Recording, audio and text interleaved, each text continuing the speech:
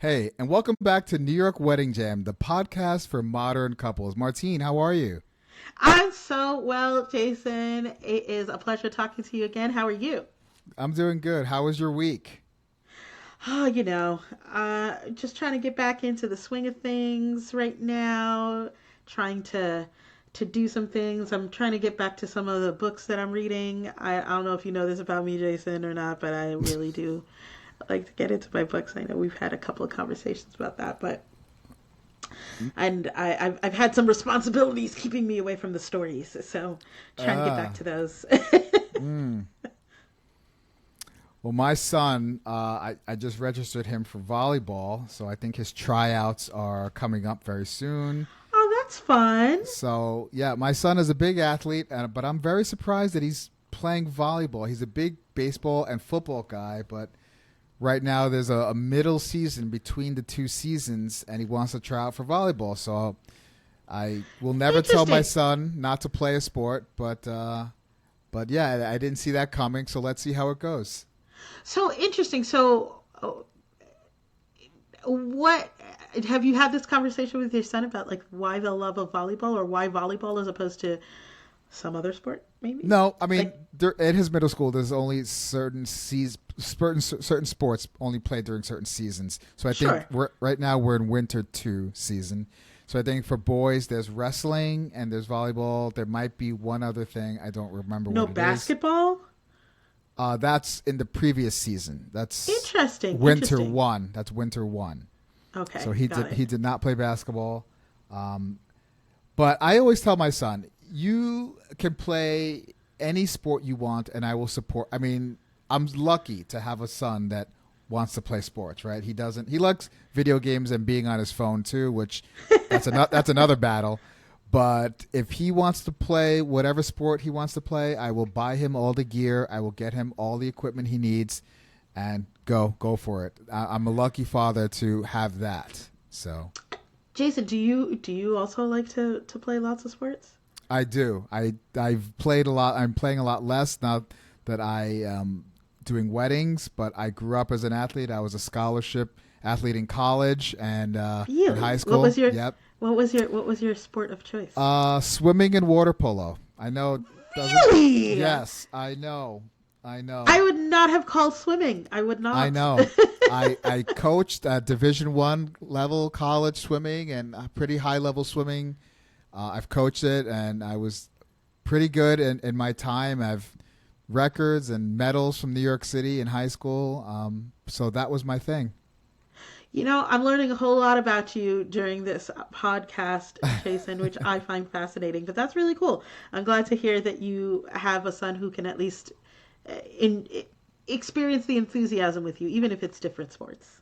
Yeah, no, I mean he play. I played baseball too in high school and in college, and so he plays baseball. But he's now playing football. He's really big into football, and I love football. I never played it, but I love the Jets. As sad as it is to say, but uh, I'm a but uh, Giants fan, so I understand the sadness, yeah. on this side of it. Yeah. Yeah. So, but yeah, he loves football. He's very good at it, and I'm excited for him. So, Very cool. Very cool. Well, Jason, today I wanted to kind of dive into some of the fun multicultural experiences that I've had at weddings. And I just really truly love watching couples mix and meld different traditions. A lot of my couples are from different places, like from their partner, even. In addition to, again, like being in America and doing weddings here, but also just kind of incorporating those traditions from different places, from each other, even. So right. not even just from their parents, but even from each other. And I love to watch how people do this and how they can marry these myriads of traditions together in a way that feels cohesive to them. So I have a lot of fun when I'm planning with couples, talking about what those traditions are, which ones they want to keep, which ones they're happy to get rid of, and how they can make the wedding their own while they're doing it. How about yourself? Yeah, I think we were talking about this just before we went live here, but I think that you certainly have more multicultural weddings and more weddings that are Like the couple, like you said, is different from each other. I've had a number of weddings where maybe not as many where the couple is different from each other, but also couples that are the same thing but are both not American. So Right. I've had quite a bit of experiences with that. Probably not as much as you. Certainly, I find those very interesting because they're different from the norm. And we were also talking about before the show just to what extent people are injecting pieces of their culture and pieces of their religion or their traditions into their American style wedding where their American coworkers are coming to and American friends are attending, right? And so how does all that look? How is all that blended into an experience that is true to the couple and enjoyable for their guests? So I Right. do enjoy those weddings. One of the things that I found is the more conversation people have about it, and the more that we get into wedding planning, the more you can see how natural it is to incorporate more than one thing into your day, right? Like it doesn't have to be all or nothing.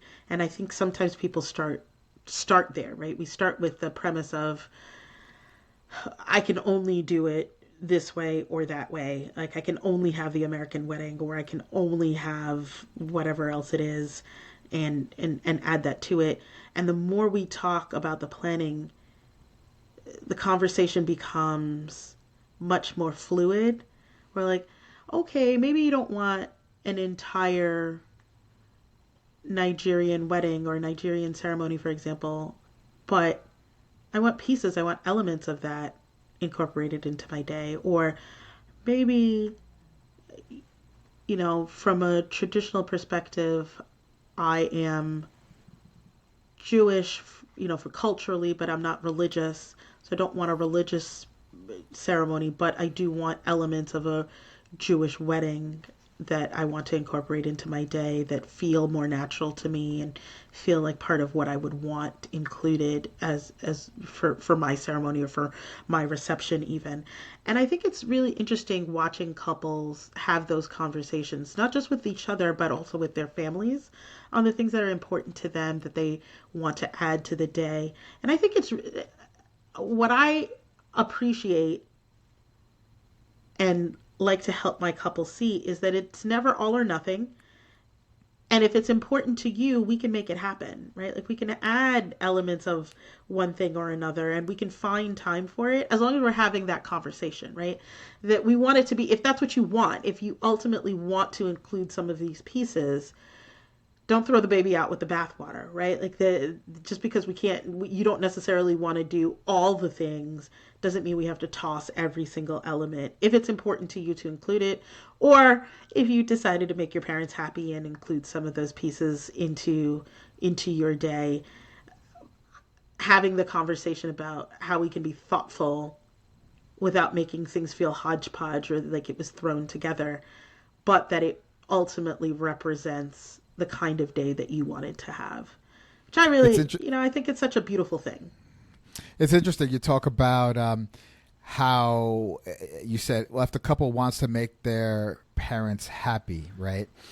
And we talked about this in a previous episode about American children versus foreign. I don't know how to say it. Foreign children, right? Yeah. Children of parents Not American, basically. not Anybody American. else.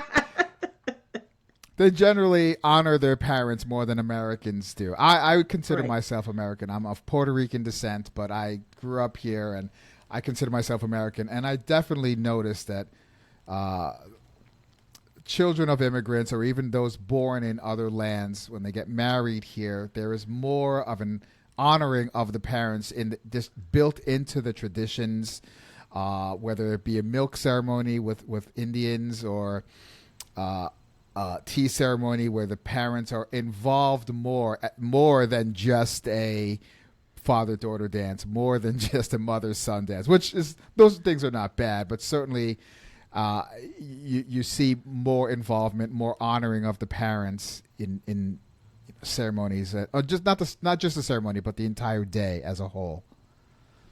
Yeah, and I think that's the thing. Like, so, I think I've said this before. Like, my parents aren't from here, but the I would want them to be happy if I were ever getting married, right? Like, I want them to be able to enjoy the day too,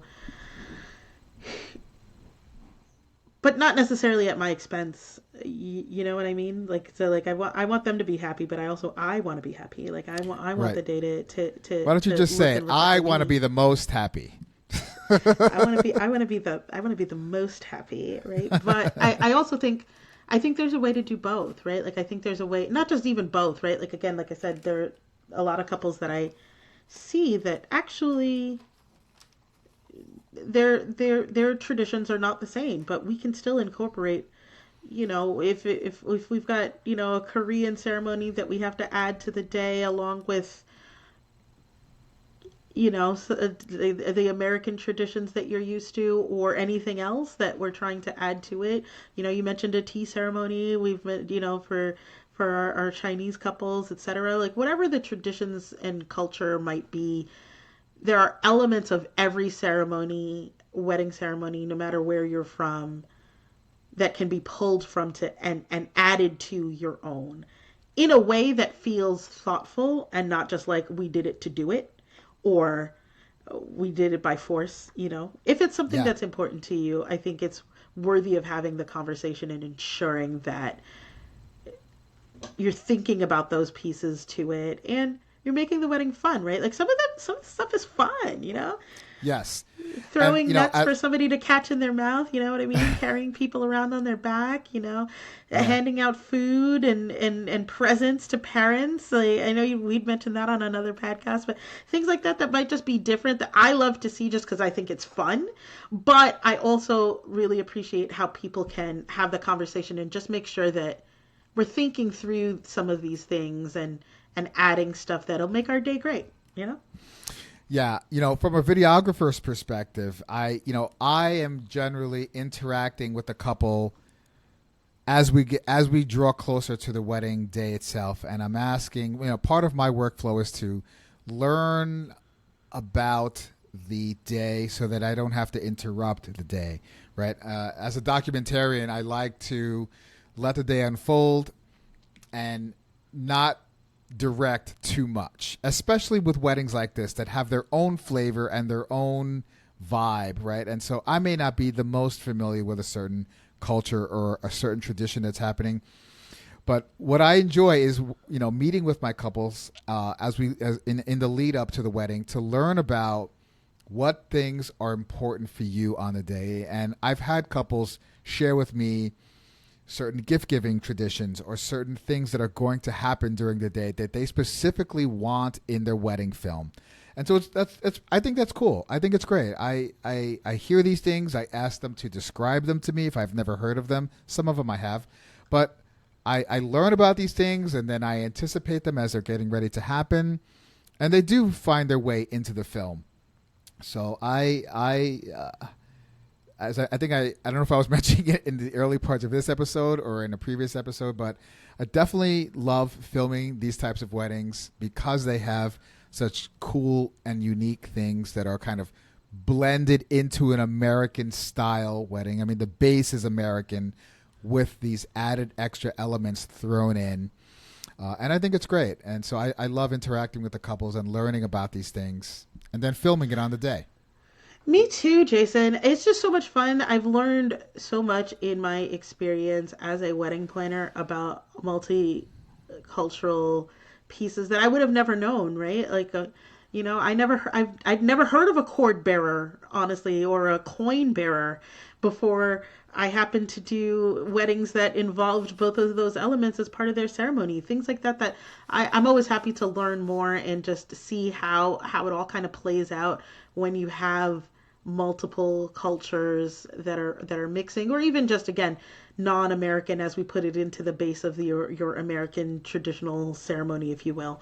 And watching couples really make these things their own is such a joy to just watch and then see how it plays out on the day of, and how everybody from both sides of the aisle really feel like a part of the day. Yeah. Well, Martine, it was great chatting with you about this, and I know that we have a lot more things kind of related to this, as well as newer and other topics. But yeah, how do you feel this podcast is going? I mean, honestly, I'm having fun talking to you, Jason. We'll see if anybody else really wants to listen to us yabber on about all these things. But hopefully, we're shedding some light on some esoteric wedding pieces of planning and getting there and getting to the day of, and we're helping people along the way. You know, most podcasters in the beginning of their podcasts always joke that no one's listening. In my mind, I have 100,000 people listening right now. And Jason, from your lips to God's ears, right? So That's let's right. just hope that that's where we end up. I'll see you next time, Martine. All right, take care. Bye. Bye.